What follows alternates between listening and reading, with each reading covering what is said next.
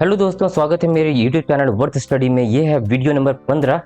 उम्मीद करता हूँ आप बाकी सब वीडियोज 1 से 15 14 तक वीडियो आपने देखा होगा और प्रैक्टिस आपकी जारी होगी। दोस्तों, आपको ध्यान रहे कि आने वाले एग्जाम्स में महत्वपूर्ण एग्जाम्स है आरआरबी जो ग्रामीण बैंक का पीओ के लिए और क्लर्क के लिए एग्जाम्स होते हैं, वो बहुत पास ही एग्जाम्स आने वाला है। ठीक है, नोटिफिकेशन आने वाला है, उसके बाद तो फिर से एग्ज़ाम्स की लाइन लग जाती है उसके बाद। ठीक है, तो ये सही समय है आपको प्रैक्टिस करने के लिए। तो इस वीडियो में भी 2 पजल्स मैं ले आया हूँ। ठीक है, आज का इस वीडियो का पहला पजल की ओर चलते हैं। ये है पहला पजल। ठीक है, आप इसको सॉल्व कर सकते हैं। वीडियो को पॉज कर लीजिए, फिर सॉल्व कीजिए इसको अगर आप चाहते हैं तो। ठीक है, चलिए फिर। और हिंदी वाले यहाँ से सॉल्व कर सकते हैं। मैं सेम पजल को यहाँ पर सॉल्व करूंगा। चलिए, इसमें क्या है दोस्तों, देखिए 7 बॉक्सेस हैं। A B C D E F and G are placed one above the other like a stack. ठीक है, एक से एक के ऊपर एक रखा गया है 7 बॉक्स को, A B C D E F G। ठीक है, each of this box contains different number of pens. इन बॉक्सों में अलग अलग नंबर के पेन रखे हुए हैं। किसी में 5 पेन रखा हुआ है, किसी में 6 पेन रखा हुआ है, किसी में 7, 8, 9, 10, किसी में 11 पेन रखा हुआ है। ठीक है, the bottommost box is numbered as 1, the box immediately above it is numbered as 2 and so on. तो इतना कुछ है दिया हुआ है दोस्तों। हमें किया हुआ है, नंबरिंग किया हुआ है 6, 5, 4, 3, 2, 1। बॉक्स का स्टैक बना हुआ है। कैसे से लाइन ड्रॉ कर लीजिए ताकि आपको सहूलियत हो आगे अगर केसेस बनता है तो। हम लोग क्लूज पढ़ेंगे, फिर आगे प्लेस करने की कोशिश करेंगे with the best strategy, best approach. ठीक है, चलिए 7 है ना, 1 2 3 4 5 6 7 है, सॉरी 7 बॉक्सेस का स्टैक है। ठीक है, आगे हम लोग प्लेस करते हैं। चलिए आगे क्लूज पढ़ेंगे। 4 boxes are below C, 4 box है सी के, which has maximum number of pens. इसमें क्लियर लिखा हुआ है सी के नीचे कितने बॉक्स है, 1 2 3 4। इसको डायरेक्ट प्लेस कर सकते हैं ना, 4 बॉक्स सी के नीचे 4 बॉक्स है, तो मतलब ये 5वां बॉक्स ये है नीचे से। ठीक है, ये देखिए डायरेक्ट क्लू हुआ, इसको हम डायरेक्ट प्लेस कर सकते हैं। इसमें कोई दिक्कत है ही नहीं। 4 बॉक्सेस आर आ गया, 4 boxes are below C which has maximum number of pens, मतलब सी में सबसे अधिक पेन है। सबसे अधिक कितना है, इसमें दिया हुआ है 11 है, इसमें 11 पेन है। ये डायरेक्ट क्लू है दोस्तों। ठीक है, ये पहला केस चल रहा है। चलिए ठीक है, आगे बढ़ते हैं। G is 3 boxes above the box which has 6 pens. G जो है 3 बॉक्स above है, इसके जिसमें 6 पेन्स है, सॉरी 6 पेन्स है। तो देखिए 1 box above, 2 box, 3 box above। इसको हम प्लेस नहीं कर सकते, इसमें अभी प्लेस नहीं कर सकते, इसीलिए मैंने ऐसे लिख लिया। ठीक है, ना ही इसमें G का पता है, ना ही इसमें बॉक्स जिसमें 6 पेन है उसका पता है, इसीलिए इस वाले में हम लोग भी प्लेस नहीं कर सकते। Box which has 5 pens is adjacent to G। जो 5 पेन्स है G के ऊपर है या G के जस्ट नीचे है, ऐसे है या ऐसे है। ठीक है, ये हमने लिख लिया। But it is not even numbered. G जो है इवन नंबर बॉक्स नहीं है, यानी कि सॉरी 5 जो है G के एडजेसेंट में पड़ा हुआ है। वो बॉक्स जिसमें 5 पेन्स है वो G के एडजेसेंट में है, लेकिन जो बॉक्स जिसमें 5 पेन्स है वो इवन नंबर बॉक्स नहीं है, यानी कि ऑड नंबर बॉक्स है। 5 वाला जो ऑड नंबर बॉक्स है, यानी कि G जो है इवन नंबर बॉक्स है। तो G जरूर होगा यहाँ पे, G यहाँ पे होगा, या फिर C11 G यहाँ पे होगा। ठीक है, तभी तो 6 पेन्स यहाँ पे होगा, 6 पेन्स यहाँ पे होगा, सॉरी 6 पेन्स यहाँ पे नहीं होगा, 3 बॉक्स नीचे, 6 पेन्स यहाँ पे होगा। अब जैसे कि लिखा हुआ है the box which has 5 pens is, और कहीं प्लेस हो सकता है। देखिए the box which has 5 pens is adjacent to G, 5 pens यहाँ पे हो जाएगा और यहाँ पे हो जाएगा। 5 pens is adjacent to G, just ऊपर होगा या जस्ट नीचे। But it is not even numbered box जिसमें 5 पेन है उसके बारे में लिखा हुआ है कि वो इवन नंबर बॉक्स नहीं है, यानी कि ऑड नंबर बॉक्स है। इसमें हो गया ऑड नंबर, इसमें हो गया भी ऑड नंबर। ठीक है, ये हमारा प्लेस हो चुका। 2 केस, एक केस। तो ध्यान से केस बनाना है दोस्तों, ज्यादा केस भी नहीं बनना चाहिए और गलत भी नहीं होना चाहिए। आगे बढ़ते हैं। Box which has 8 pens is 2 boxes above F. 8 pens है, 8 पेन्स है 2 boxes above F, above F, एक बॉक्स अबव, 2 बॉक्स अबव। ठीक है, इसको भी हमने इसको प्लेस कर लिए, क्रॉस कर देते हैं, इसको प्लेस कर लिया, क्रॉस कर देते हैं। ये वाला प्लेस नहीं हुआ अभी। जी डज नॉट कंटेन 8 बॉक्स। अच्छा, जी में 8 बॉक्स नहीं है, ध्यान रखना है। तो जिस बॉक्स में 8 बॉक्स है वो एफ के 2 बॉक्स ऊपर है, लेकिन जी में 8 बॉक्स नहीं है। चलिए इसमें प्लेस करने की कोशिश करते हैं। 8 यहाँ हो सकता है, 8 यहाँ पे नहीं हो सकता, 8 यहाँ पे नहीं हो सकता, 8 यहाँ पे नहीं हो सकता, 8 यहाँ पे हो सकता है क्या? नहीं हो सकता। 8 यहाँ पे नहीं हो सकता, 8 यहाँ पे छठा में भी नहीं हो सकता, 8 यहाँ पे नहीं हो सकता। क्लियर लिखा हुआ है। तो क्लियर केस 1 में हम ये वाला चीज प्लेस नहीं कर सकते, ना ही एफ प्लेस कर सकते, ना ही बॉक्स जिसमें 8 बॉक्स है, 8 पेन्स है। इसमें प्लेस कर सकते हैं क्या? हाँ, इसमें प्लेस कर सकते हैं। 8 यहाँ पे हो जाएगा और एफ या दूसरा बॉक्स हो जाएगा नीचे से। ठीक है, चलिए। G does not contain 8 pens, clear लिखा हुआ है। Box which has 7 pens is not below B. 7 pens है, चलिए ये भी प्लेस हो गया ना, इसको क्रॉस कर देते हैं। जिसमें 7 पेन है is not below B, B is immediately above D. B जो है इमीडिएटली अबव डी है, क्लियर लिखा हुआ है। B is immediately above D, B immediately above D हो गया। Box 7 pens is not below B, 7 pens is not below, नीचे नहीं है तो ऊपर होगा। ठीक है, ये भी हो गया। Box which has 9 pens is above A, 9 pen, अब ए देखिए क्लियर लिखा हुआ है। लास्ट क्लू देखिएगा दोस्तों, अब हमारा पजल सॉल्व होने वाला है। 9 पेन जो है ए के ऊपर है, 9 पेन जिस बॉक्स में है वो ए के ऊपर है कहीं, तो ए तो पक्का है, 7वां बॉक्स नहीं हो सकता, ए यहीं पे होगा। अब 9 कहां प्लेस होगा? ए 9 यहां पे प्लेस होगा। हमारा क्लू कंप्लीट हो चुका। क्या हमारा पजल सॉल्व हो चुका? हाँ, सॉल्व हो चुका, क्योंकि एक बॉक्स बचा हुआ, कौन सा बचा है? ए बी सी हो चुका, डी हो चुका, ई बचा हुआ। ई हो जाएगा 7वां बॉक्स जिसमें 5 पेन है। और ए में कितने नंबर पेन हो जाएंगे? 5 हो चुका, 6 हो चुका, 7 हो चुका, 8 9 10 पेन बचा हुआ है। ए में 10 पेन हो जाएगा। हो चुका दोस्तों हमारा अरेंजमेंट सॉल्व, हमारा पजल सॉल्व हो चुका। इसके आधार पे 5 क्वेश्चन आपके एग्जाम्स में रहेंगे। देख रहे हैं दोस्तों, जो प्लेस होता है वो जल्दी से प्लेस करते चाहिए। जैसे केस बन रहा है, कम केस बने, केस बना के तो निपटा दीजिए। और ये काम करते करते आपका जो एक्स्ट्रा केस बनता है वो भी कैंसिल हो जाता है। ठीक है, ये अप्रोच करना है। ठीक है, चलिए चलते हैं आज के वीडियो का दूसरे पजल्स पे। आज ये वीडियो का दूसरा पजल है, शेड्यूल बेस्ड पजल है। अब वीडियो को पॉज कर लीजिए, खुद से सॉल्व कर सकते हैं, अटेम्प्ट कर सकते हैं। हिंदी वाले यहाँ से रेफर कर लेंगे, मैं सेम पजल को यहाँ पे सॉल्व करूँगा।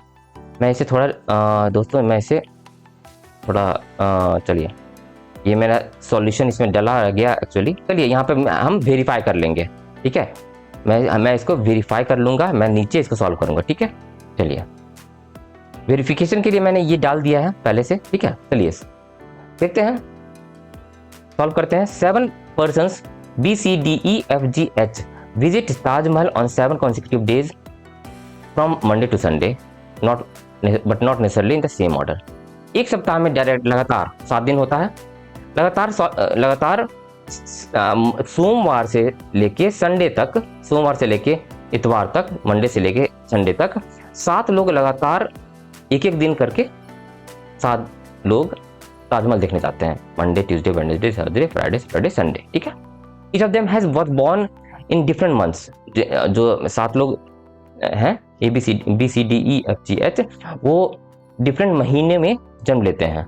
कोई जनवरी में जन्म लिया है, कोई फरवरी, मार्च, अप्रैल, मई, जून, जुलाई, लेकिन ईयर नहीं लिखा हुआ है, हमें उससे मतलब नहीं है। लेकिन कौन से महीने में जन्म लिया वो लिखा हुआ बस, but not necessarily same order. ठीक है, ठीक है। तो इससे हमें ये समझ में आया कि मंडे को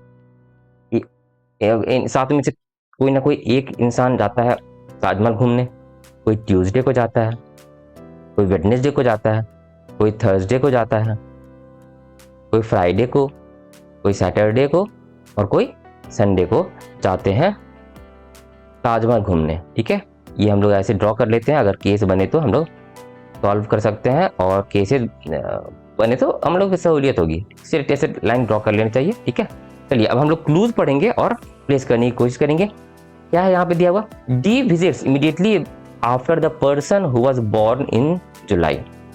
डी कब विजिट करता है, जो जुलाई में जन्म लिया था उसके इमीडिएटली बाद। ये हम लोग यहाँ पे लिख लिया। इसे मैंने यहाँ पर क्यों लिखा, मैं बार बार रिपीट करता हूँ, मैंने इसे यहाँ पर नीचे क्यों नहीं प्लेस करने की कोशिश किया, यहाँ पे प्लेस हो ही नहीं सकता इसीलिए। ठीक है, आगे बढ़ते हैं। जैसे हमें कुछ ऐसा क्लू मिलेगा जिससे हम मिनिमम नंबर केसेस के साथ हम प्लेस कर सकते हैं और प्लेस कर देंगे। B who was born in February visits 2 days after H. B जिनका जो फरवरी में जन्म हुआ था वो 2 दिन बाद, एच के 2 दिन बाद, 1 दिन बाद, 2 दिन बाद जाता है ताजमहल देखने। ठीक है, इसे भी हम प्लेस नहीं कर सकते। H and C visit one after the other. H और सी, एच या सी कौन पहले गया था हमें नहीं पता, सी और एच एक के बाद एक जाते हैं। ठीक है, person who was born in January visits before C but not on Tuesday. जो जनवरी में जन्म लिए थे वो सी के पहले जाते हैं, बट ये जो जनवरी में जन्म लिए थे वो ट्यूसडे को जन्म नहीं लिए थे। इस तरीके से लिख लेना है। ठीक है, वही लिखा हुआ है, देखिए, the person who was born in January visits before C. C के पहले जन्म लिए ताजमहल जाते हैं घूमने, विजिट बिफोर सी। लेकिन जो जनवरी में गए थे, जो जनवरी में जन्म लिए थे वो ट्यूसडे को नहीं जाते हैं। ठीक है, one person visit between E and the one who was born in June. E और जो जून में जन्म लिए थे उसके बीच में एक इंसान जाते हैं। ये ऐसे होगा या जून में जो जन्म लिए थे वो और ई में, और कौन पहले गया था वो हमें नहीं पता ना, तो दोनों लिख लेते हैं। ठीक है, अभी तक हम लोग का कुछ प्लेस नहीं हुआ दोस्तों।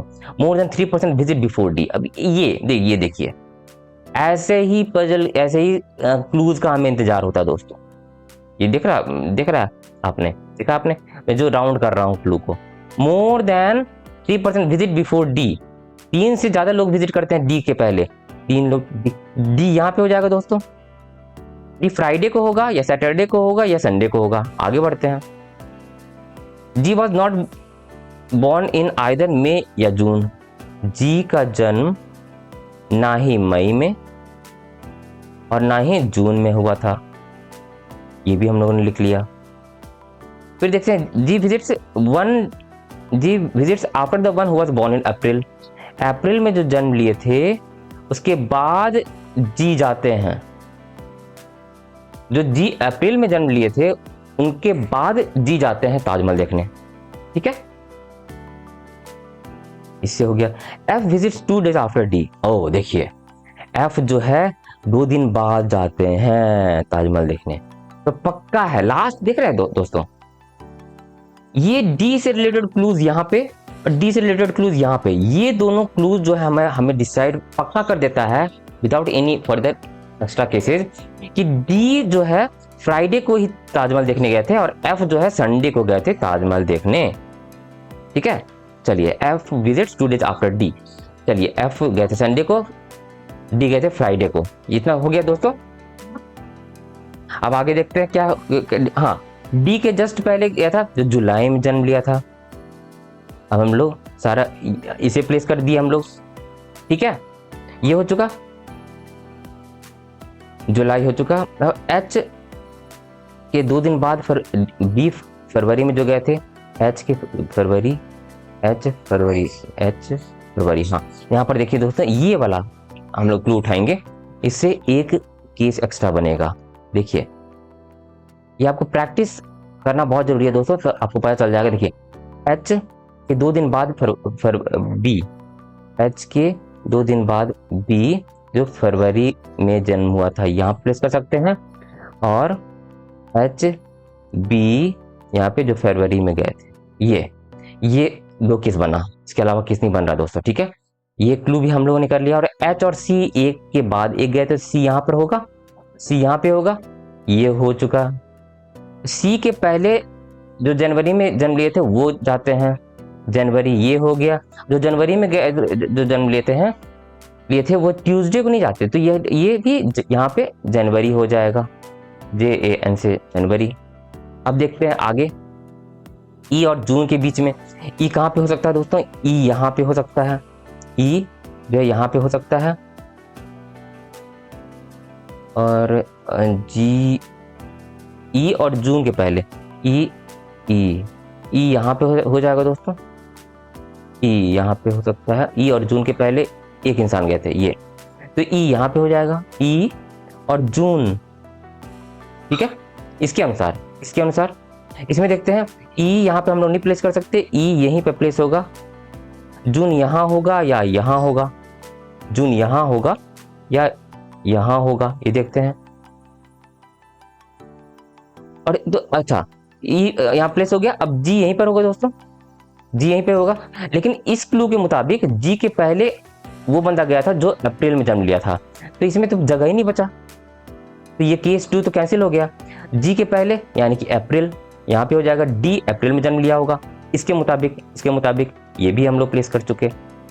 जी में जो जी ना ही मई में जन्म लिया था ना ही जून में, तो मई या जून, मई सी या एफ हो जाएगा, मई या जून। अच्छा, ई जी जून में नहीं होता तो सी होगा जून में, क्योंकि जून और ई के बीच जून में जो जन्म लिए थे वो और ई के बीच एक इंसान गया था, तो ई यहाँ पे हो जाएगा, सी जून में जन्म लिया होगा। और क्योंकि लिखा हुआ है क्लियर, जी जो है मई में जन्म नहीं लिया था, तो मतलब एफ मई में जन्म लिया होगा। और कौन सा बचा रह गया? वो हमारा सिर्फ एक जगह बचा रह गया, वहां पे कौन सा महीना होगा? जनवरी हो चुका, फरवरी, मार्च बचा है, MARCH, यानी कि जी का जन्म मार्च में हुआ होगा। अप्रैल, मई, जून, जुलाई या जून, जुलाई हो चुका। ये हमारा फाइनल केस हो गया दोस्तों, एक केस 1 है फाइनल केस। देखिए इस पजल में आपने देखा होगा कि हम लोग का कुछ प्लेस नहीं हुआ था। लास्ट क्लू एक ऐसा मिला हमें ब्रह्मास्त्र, ये वाला F visit 2 days after D, जिससे F पक्का हो गया और D पक्का हो गया दोस्तों। इसीलिए मैं कहता हूँ कि पजल को सॉल्व करने के लिए सबसे पहले हर एक क्लू पढ़िए, हो सकता है लास्ट क्लू आपका स्टार्टिंग क्लू हो जाए, मेजर क्लू का रोल करे जो इस पजल में। देखिए जो ये दिया हुआ था सॉल्यूशन, इसे हम लोग मैच कर सकते हैं। H जनवरी, C जून, ठीक है, B फरवरी, E जुलाई, D अप्रैल, G मार्च, F मई। This is the final solution. तो ये था आज के 15वें वीडियो का 2 पजल। उम्मीद करता हूँ आपको पसंद आया होगा। तो ये वीडियो कैसा लगा लाइक कर दीजिए, शेयर कर दीजिए अपने दोस्तों के साथ, ताकि सब इसको अप्रोच को सीख सके। सब्सक्राइब कर दीजिए मेरा YouTube channel worth study, bell button press कर दीजिए ताकि मेरा जो भी वीडियो लेके आऊँ आपको सबसे पहले मिल सके। ऐसे ही पजल प्रैक्टिस करने के लिए दोस्तों आप मेरी वेबसाइट worthstudy2.blogspot.com पे जाके ऐसे ही पजल्स क्विज के रूप में प्रैक्टिस कर सकते हैं, that is free of cost. तो मिलते हैं 16वें वीडियो में जल्द ही। Thank you for watching.